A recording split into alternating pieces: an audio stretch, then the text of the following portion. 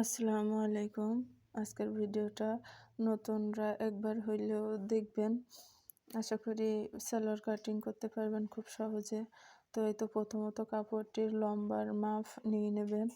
প্রথমে রাবারের জন্য 2 ইঞ্চি এবং মৌরির জন্য 1 ইঞ্চি রেখে যে লম্বা আছে লম্বার সাথে যোগ করে আপনারা কাপড়টি ভাঁজ দিয়ে নেবেন। তো এই তো আমি কাপড়টি 4 ভাঁজে ভাঁজ দিয়ে নিচ্ছি। এখানে আমার সালোয়ারটির লম্বা থাকবে 36 এবং রাবারের জন্য 2 ইঞ্চি, মৌরির জন্য নিচে 1 ইঞ্চি রেখে আমি কাপড়টি কাটিং করে নিচ্ছি। এখন এখানে আমি প্রথমে কোমরের মাপটি নিয়ে নেব, তারপরে হাইন মাপটি এবং শেষে মৌরির মাপটি নিয়ে আমি সালোয়ারটি দাগ দিয়ে নেব। তো এখানে আমি প্রথমত রাবারের জন্য এখানে আমি 2 ইঞ্চি করে মার্ক করে দাগ দিয়ে নেব। তো এই তো আমি এখানে সমানভাবে 2 ইঞ্চিতে দাগ দিয়ে নিচ্ছি।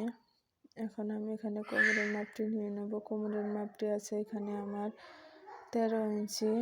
তো এই তো 13 ইঞ্চিতে দাগ দিয়ে আমি এখন মার্ক করে নেব। নিচে এখানে 16 ইঞ্চিতে দাগ দিয়ে নেব।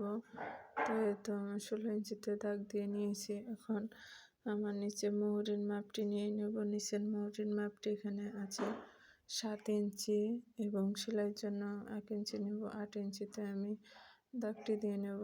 তো আপনারা একটু খেয়াল করলেই দেখবেন যে শেপ কাট দিয়ে আমি সুন্দর মতো রাউন্ড দিয়ে নিয়েছি। এখন কাটিং করে নেব। তো এখন আমার হাইয়ের দাগ দেওয়া শেষ। এখন আমি কাটিং করে নিচ্ছি। মোহরের ওখান থেকে ধরে আমি কাপড়টি কাটিং করে নেব এবং এই যে নিচের অংশটুকু থেকে আমি এখানে মৌরির জন্য এক্সট্রা কাপড়টুকু বের করব এবং এখান থেকে আমি যে হাইয়ের যে যতটুকু কাপড় লাগবে কলির জন্য, তো সেই কাপড়টুকু আমি এখান থেকেই বের করে নেব। তো একটু আপনারা খেয়াল করে দেখেন যে কীভাবে কাপড়টি কাটিং করে নিচ্ছে।